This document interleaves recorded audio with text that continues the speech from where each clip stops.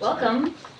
Welcome to reading Derrida's Geschlecht III, Responses to an Archival Discovery.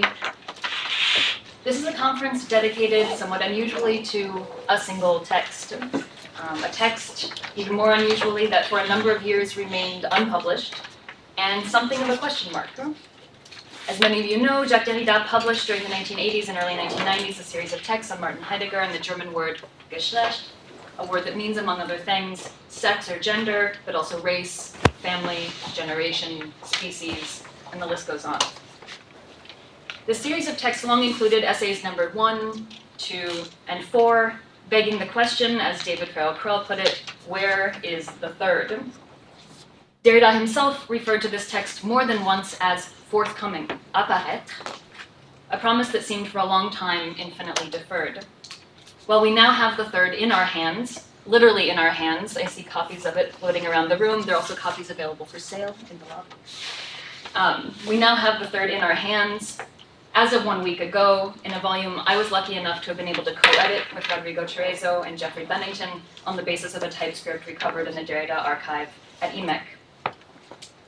This volume, I'd also like to mention, launches a new series, of which I'm the director, the Bibliothèque Derrida with Éditions du Seuil in France, a series that is dedicated exclusively to Derrida's posthumous works and will include his series of seminars, a series with a new publisher, intended to generate, perhaps, this is the hope, a new generation of readers of Derrida.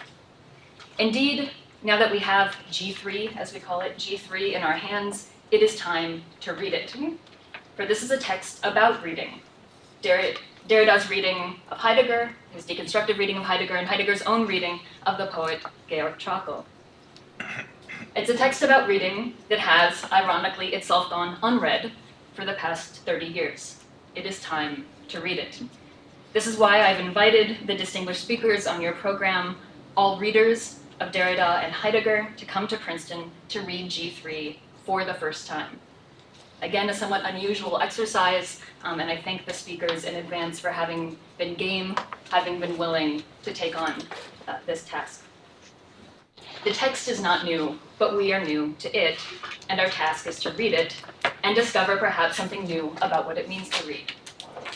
It's also fitting, then, that we are gathered in this room just steps away and, in fact, overlooking Firestone Library, which now houses Derrida's personal library, including his own annotated copies, both French and German, of Heidegger's essay, Language in the Poem, the text Derrida reads so slowly and carefully and even strangely in G3, as we will no doubt be hearing much about over the next 2 days.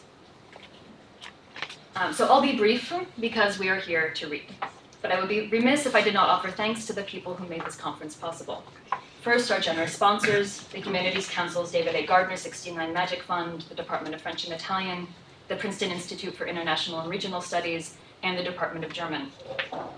I'd also like to thank Kelly Eggers, I believe she just stepped out of the room, for her tireless and impeccable efforts over the past weeks and months to coordinate this event.